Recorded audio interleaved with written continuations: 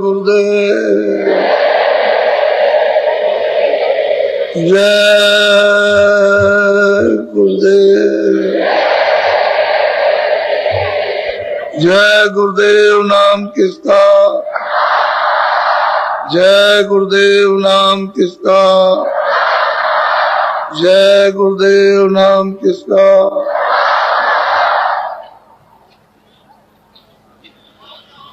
सतगुरु सतनाम तुमको लागो प्रणाम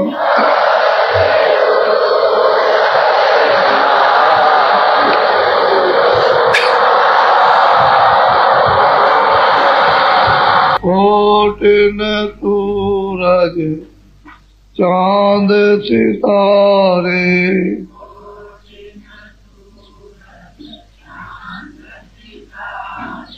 रोम रोम में करे उजारे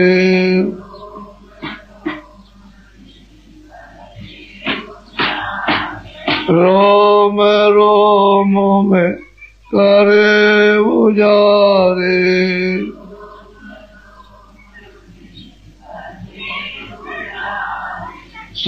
सतपुरुष करता तुमको लागो प्रणाम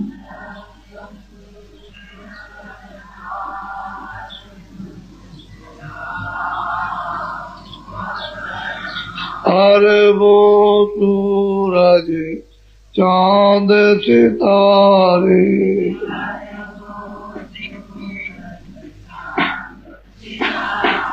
अरबों सूरज चांद सितारे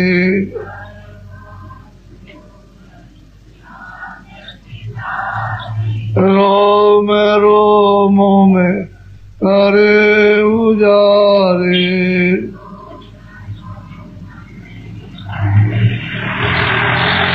रोम रोम में करे उजारे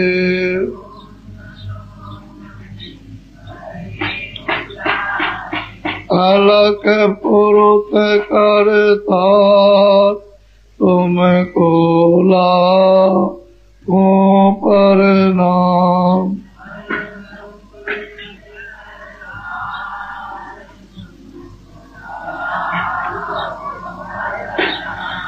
अरबों सूरज चांद सितारे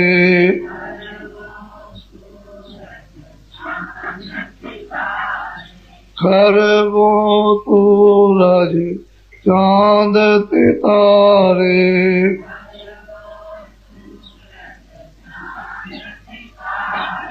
रोम रोम में करे उजारे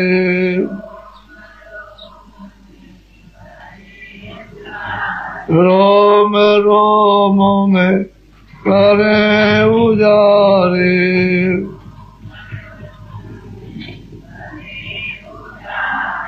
अगम पुरुष करता तुमको लागो प्रणाम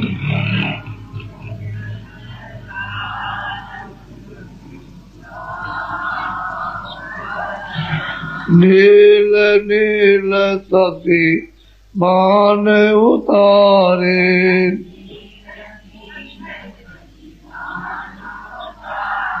नील नील सती मान उतारे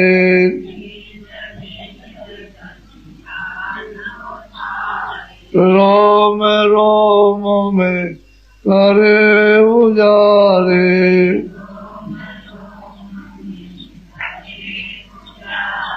रोम रोम में करे उजारे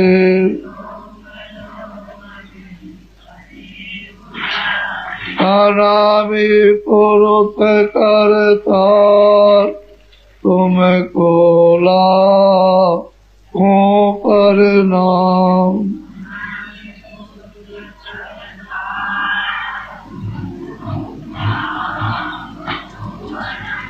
अनामि पुरुष करतार तुमको लाखों प्रणाम।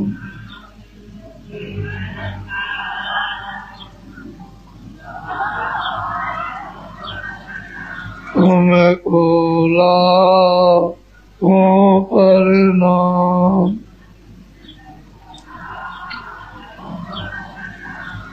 फिर इस चीज को सब लोग जान लो कि जय गुरुदेव नाम हमारा नहीं है और आपका भी नहीं है, ये उस प्रभु का नाम। नाम जब जगा लिया जाएगा, सिद्ध हो जाएगा, तभी नाम लाभकारी होगा। इसके पहले कोई नाम लाभ नहीं करेगा। जिह्वा के नाम ये वर्णात्मक है, जो जबान से बोला जाए वर्णात्मक नाम, और जो अपने आप बोला वो ध्वनात्मक है। तो ध्वनात्मक नाम की साधना करने से सिद्ध होता है, वर्णात्मक नाम से सिद्ध नहीं होगा।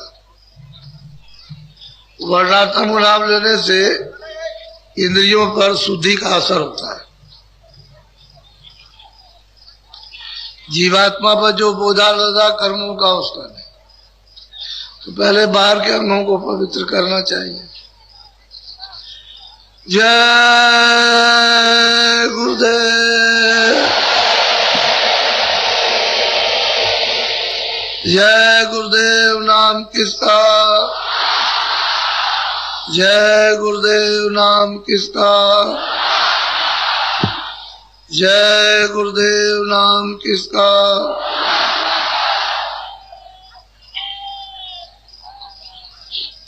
सही सच्ची बात तो है कि वो सबका है, किसी एक का नहीं है। जब आप उससे अलग हो गए हो और सकल सूरत भूल गए, तो आप अपने पिता को भी कह सकते हो कि मेरा बाप नहीं है। बच्चे को पैदा किया, पिता परदेश में चला गया। बच्चा उस समय पर 6 महीने का था। 20 साल के बाद में जब वो आया तो देखा कि 20 साल का तो बच्चा है। तो लोगों ने कहा ये तेरा पिता है, कहने लगे नहीं, ये मेरा बाप नहीं है। ठीक इसी तरह से हम लोग अपने पिता को, अपने प्रभु को भूल गए। अब नकार रहे कि ये नहीं है, ये नहीं है। ये बात भूल भरम की हो गई। जब भटक गए तो यही हाल होता है। अगर जाग जाओगे तो इतना होश आ जाएगा कि जब मिलोगे तो कितना रोगे।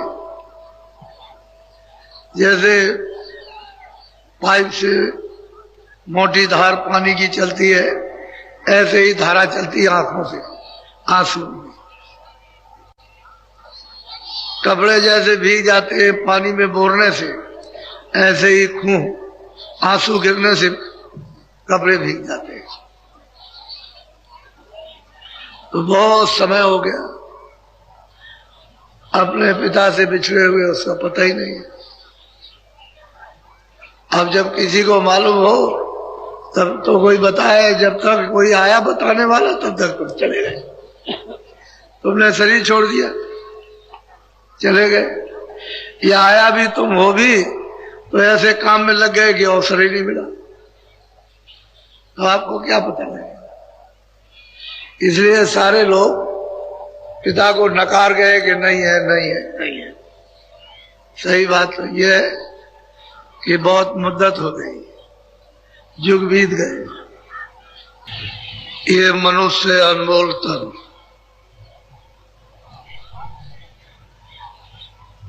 आपको दिया गया है किराए पर।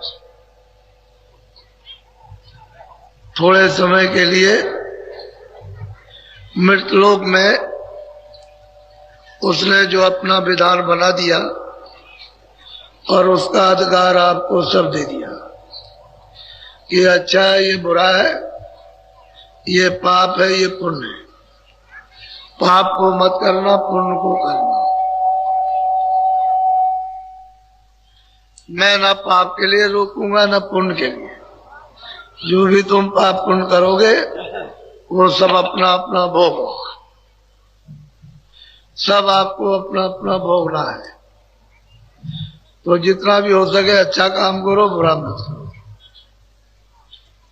इसलिए ना बुरा करो कि हम धीरे धीरे अपना मन स्वच्छ है, पवित्र है, शारीरिक मन बुद्धि चित्त को साफ सुथरा रखते हुए किसी महात्मा तक पहुंच जाएंगे।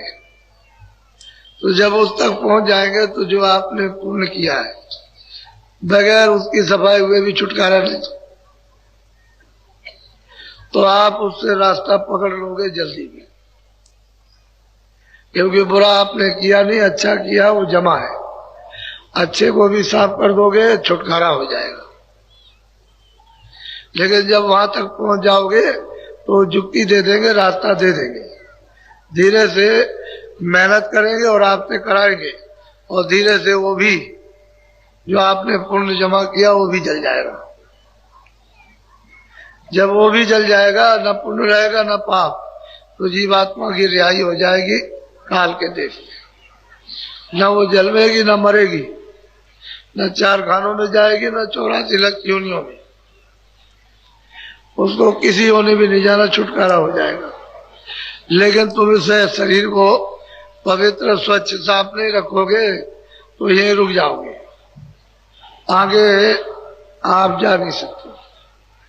तो महात्माओं के न मिलने का बहुत बड़ा नुकसान हो जाएगा, भारी नुकसान होगा। अगर महात्मा मिल जाएंगे तब तो नुकसान से बच जाओगे और जीवन की आपकी यात्रा भी पूरी हो जाएगी। नहीं तो ये यात्रा असफल रहेगी।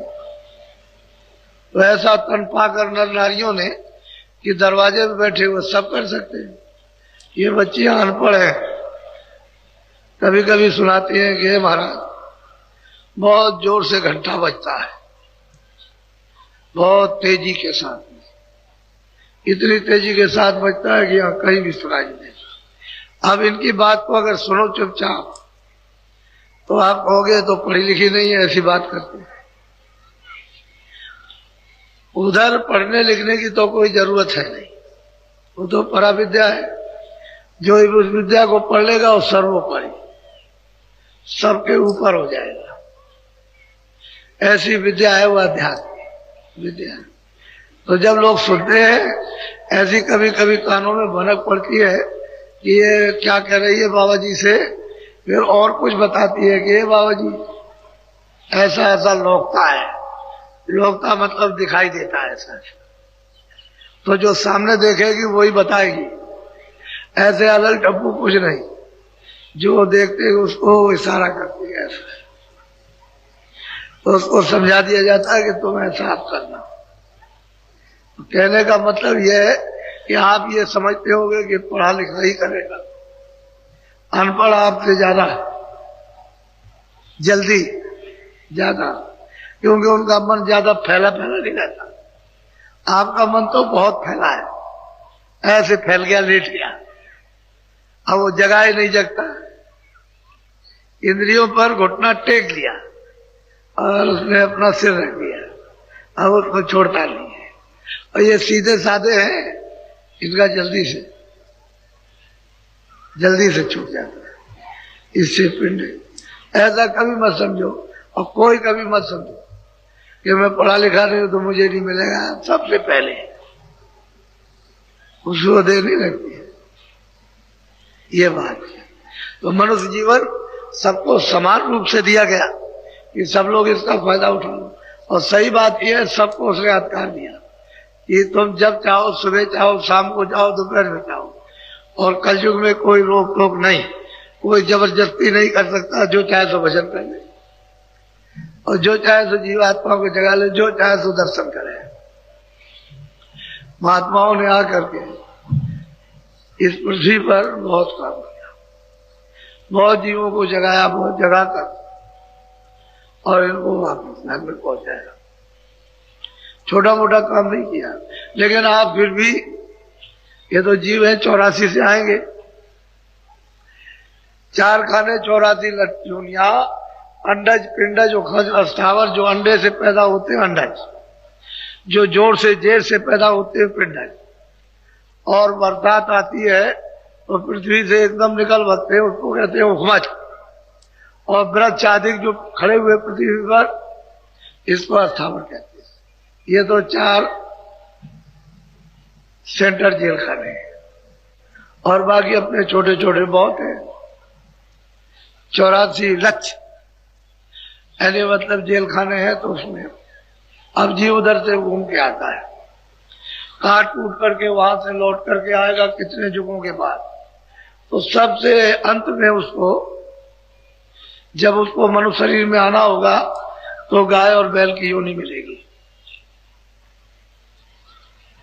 गऊ और बैल की योनि में, गऊ तो स्त्री यानी तन पा जाएगी, और बैल जो है पुरुष तन पा जाएंगे। ये अंतिम 84 की अंतिम योनि है मनुष्य शरीर में आने की। ये जितने भी बैल और गऊ है सबको मनुष्य शरीर मिल जाएगा। लेकिन आपको ये बताया कि इनको छेड़ना छाड़ना नहीं, चारा पानी देना, इनसे जो खेती का काम लेते हो अपना लो, और वो गऊ है उससे दूध अपना लो, बछड़े पैदा करो, बस चारा पानी देते रहो, और इनको अपनी मौत मर जाने दो। बीच में कोई काटना पीटना नहीं। अगर तुम काट दोगे तो बीच में उतना समय जो इनका रह जाएगा, 5 साल 2 साल 4 साल, तो उसमें प्रेत योनि में चले जाएंगे। प्रेत योनि होती है, उसका पेट बहुत बड़ा, और उसका मुंह होता है सुई से। सुई का कुछ नहीं है, बहुत बारीक, ये उसमें कोई भी अनाज का दाना नहीं जा सकता। और भूख लगती है बहुत, लेकिन जब जाएगा नहीं तो फिर क्या रोएगा। तो ये रोता चिल्लाता है, चीखता है, प्रेत योनि। उसी को भूत योनि कहते हैं, पिशाच योनि। इसमें भी कई एक जातियां हैं। तो जब वो प्रेत योनि पूरी हो जाएगी तो फिर मतलब यह है कि वो छूट करके उसका हिसाब होगा और फौरन मनुष्य शरीर में आएंगे। तो बैल तो आ जाएंगे बच्चे की योनि में, गऊंगे आ जाएंगे बच्चे की। अब उनका स्वभाव चिड़चिड़ा, क्योंकि वो चिल्लाती नहीं, या दौड़ी उसको लगी उसको लगी उसको लगी, रोई गाय दिन भर रोती है, वो चिल्लाती है हमेशा, और उसी में उनका वो शेष जीवन समाप्त हुआ। उसके बाद हिसाब हुआ, बाद में हिसाब होगा। हिसाब हुआ, अब उनको मनुष्य शरीर में आना। तो आपके यहाँ बच्चे और बच्चे बने, बाप का एक भी बात का कहना नहीं मानेंगे, सास ससुर का एक भी कहना नहीं, अपने पति का एक भी कुछ नहीं। आंख दिखाएंगे तुम्हारी दम निकल जाएगी। अब समझ लो, इतना चिड़चिड़ा स्वभाव उनको। इससे क्या मतलब, इसलिए महात्माओं ने कहा था कि गऊ और बैल को चारा पानी देना अपनी मौत से मर जाना, लेकिन आपने ये नहीं होने दिया। अब वो तंग नहीं करेंगे आपको, लड़कियां आपको तंग करती है, लड़के आपको तंग, पत्नी आपको तंग करती है, पति आपको तंग। ये तो भारत का आध्यात्मिक विज्ञान है, लोभ थोड़ी हो जाएगा। ये लोभ हो जाएगा तो जानने वाले हमेशा रहेंगे। अब आप ना उनके पास जा सको तो अलग बात रहेगी। इसलिए आपको ये बताया गया था, तो आपने कुछ भी पालन नहीं किया। कहते हम रामायण जानते हैं, हम गीता जानते हैं, हम कुरान जानते हैं, कुछ नहीं। कोई किसी को नहीं जानता है, बस जायका है, इंद्रियों के स्वाद है, बस कुछ नहीं। कोई कुछ जानता नहीं है, बस इसमें फंसे हुए हो